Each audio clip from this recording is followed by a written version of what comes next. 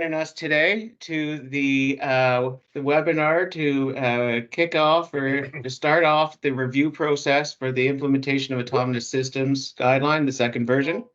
I'm going to pass the microphone over now to Graeme and Chirag.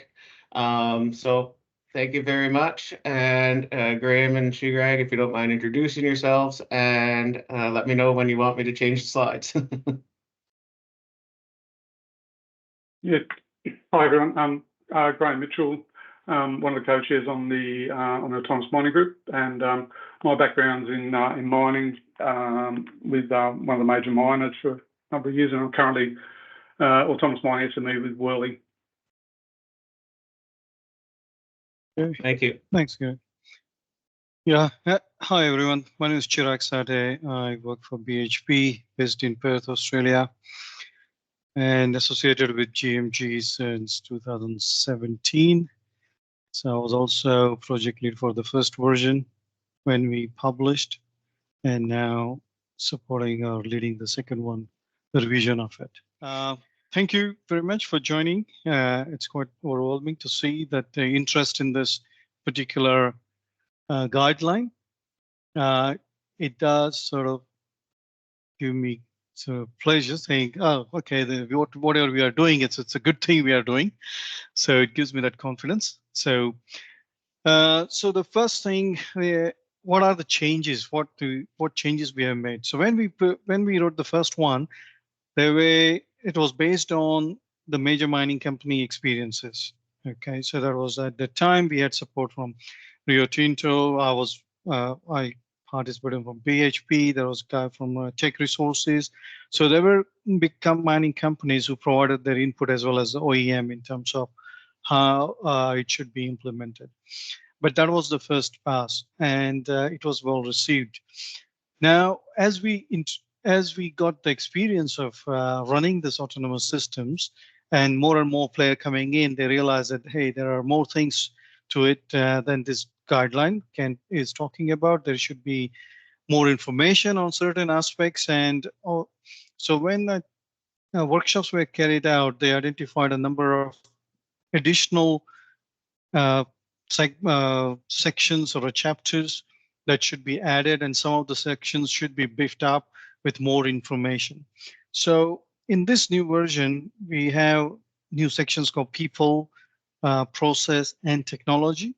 Now, in the previous version or the current version, which is available online, it does have some flavor of it, but not more detail on what the people side of it or a process or technology side of it.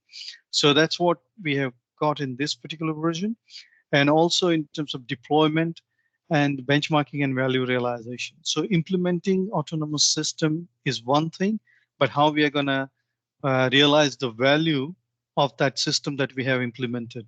So what we need to do, that's what it has captured, and Graeme will take you through that briefly. Another key aspects where people were saying that, hey, this is mainly for surface mining. What about underground mining? To me, there should not be a huge difference, but still in this particular version, we have got some additional considerations for underground mining.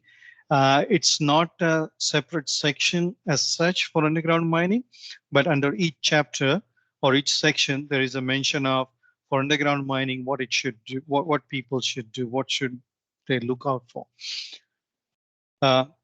Otherwise, we will have two separate guidelines, one for underground, one for surface, but mostly they will be talking the same thing. So that was the decision we made at that time, that to include it as a part of each section. And similarly, again for brownfield and greenfield, we have added considerations for brownfield as well as greenfield. Another key aspect is the full life cycle cost of implementing. So the total cost of ownership that was missing from the previous version or the current version. So that particular section talks about what one should consider in terms of the cost of ownership and running it. Because implementing cost is one thing, it's a big capital expenditure, but followed by the ongoing operating cost, those are also significant. and one has to take into account with 5-year, 10-year, longer term view of that particular technology. Because once you implement, you're not going to change it within a couple of years. You have to look at it as a 5 to 10-year, I would say 10-year lifetime cycle. And there are some additional information on best practice now. As I said, as we learned, as we implement, number of different players came in. They have implemented their learning, and that has helped to improve this guideline. Okay, Neil, next slide, please. So this people, as I said, people, process, technology. These are the two separate sections now in this guideline, the newer version. So in the people side of it, so it provides more information in terms of what should be the engagement plan, what should be the communication strategy. Because even now, when people hear that, hey, autonomous system will be implemented on a particular mine site, those people get a bit concerned about the job losses or how it's going to work, or whether they will be trained or not, how the upskilling will happen, all those parts. So that's what this chapter is talking about. It's in a brief, because we have to keep it as a brief information, and each company should then develop their own. The idea is to provide prompts for people to think about how to manage their people. Similarly, the process side of it, when you implement a mine autonomous system, your whole mine process changes. So you have to adapt to the new operating regime. Because although we say it's autonomous system, but mainly it has got, it's a mix. It has got operator-driven vehicles driving along with autonomous vehicles. So it's a mixed environment, and how one can operate in that mixed environment. So we have highlighted some key challenges in terms of road network, whether you have to widen the road, the infrastructure we require, the configuration management plan, which is the key part that is a lot of companies have missed or learned the hard way, I would say, because mining companies, as traditionally, they were not technologically advanced in that sense compared to chemical process industry. So configuration management plan, having it right from the day one is how important. That's the key thing. At the same time, as I said, the layout, the road network, the separation boundaries, whether you can have separate roads for light vehicles and the big heavy vehicles, how you have to design your road network. Those things are the key consideration from the process point of view. And those are the things we have beefed up in this particular section. There could be a lot more information that can be provided, but the idea was to give prompts for people to think about it and develop the required documents based on their own company policies, strategies, or plans, or for standards. So that's the main purpose of this whole document. Now I will pass on to Graeme. He will take you through the other parts where we have made some significant changes. Over to you, Graeme. Thanks, Chirag. The third part there that you can see there is around technology, and we've increased the areas around the IT/OT interface. Neil, just go back to the previous slide. Yeah, that one, thanks. The IT/OT interfaces, the networking communications infrastructure requirements, how we look at data management, how updates and upgrades are sort of handled. And then the other part is around cybersecurity. There's been a lot of input from, well, cybersecurity has taken a big part of how we manage autonomous systems, a lot of risk there. And so we've increased the input from all the people on that. The other section within technology was around the communication network infrastructure. So the different technologies that are being used, network design areas, looking at redundancy, scalability, and compatibility, and then also monitoring and tracking systems within that.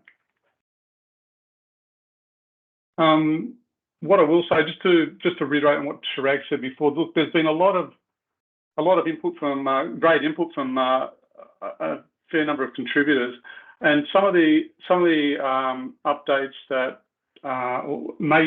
most of them we've included, but there's some we've just had to draw the line, and we've got a parking lot for a lot of that stuff. So as you go through and review this document, if there's anything that you see that we might have overlooked or could be useful in the future, then we'll put that in the parking lot and we'll work out ways to get it in the next revision. Next slide, thanks, Neil. So the other areas we've been looking at is change of deployment. So with all the experience from industry on deploying, a fair number of autonomous systems across the planet, there's been good input into that. So this new revision sort of updates around commissioning strategies, guidelines for systems testing, looking at pilot testing strategies. So, rather than go big bang approach, is there ways that a company can sort of have a, crawl, walk, run sort of approach and get a pilot going and stuff like that. And then the other thing around, once you've deployed the system, how do you, what are the considerations you need to hand over to operations? Because if you don't have the operations folk along the journey, then it's bound to cause some challenges and issues and may not be as successful as you might like. Next slide, Neil. And the last area that we've made changes to or upgrades to in the document is around benchmarking performance and value realization. It's great doing an autonomous project and and you got all the, as one mine manager used to tell me, around shiny buttons, but how much value you're actually getting out of that out of the investment. So what this section is looking at is consideration and guidelines for benchmarking your current operations. So to make sure that you've got that benchmark level that you can measure the increased or decreased performance when you put, hopefully increased, around an autonomous system. The areas that you want to measure against, so those sort of performance KPIs, and any challenges that to the benchmark performance that you might want to consider or you might have, and then continuous improvement strategy. So once you've actually deployed the system and you measure it, and then you can be able to manage it and how you can go on that circular continuous improvement sort of strategy with your autonomous system. That's the next slide, please, now. So that's all the changes to the document. We weren't going to go through all the individual sections of the document because, as Chirag said, it's available on the website, and you can download it and read through those relevant ones. What the periods, the time that we're looking to work towards is the working group's going to review this from March the 6th to March 27, and then at that point, the project steering committee will review the comments that we get back and final layout. March 28th to April 11th, and then there'll be a vote put out by GMG to all, correct me if I'm wrong, Neil, all members within the from April 15th to May 4th, and then the board directors will go through in early May on a recommendation from the steering committee to approve to publish. Yeah, that's perfect. Yeah. Just realized that there may be some people thinking, what about AI? So we have specifically excluded any mention of AI in here because that's a future thing. Plus, we have tried to contain this, as Graeme was saying.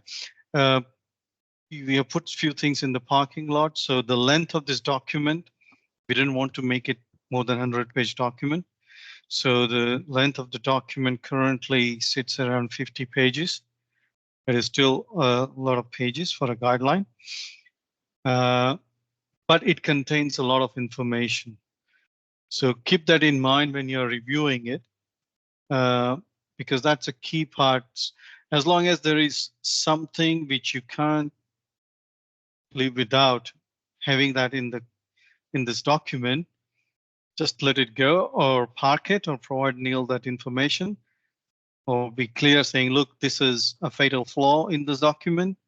We must include it, provide that type of comment. That will be extremely helpful. From the language point of view, if there are any concerns, don't worry, because it will go through the language proper technical editor will be going through that.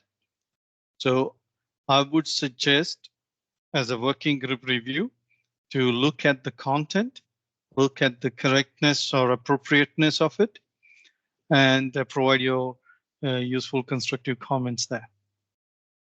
Thank you.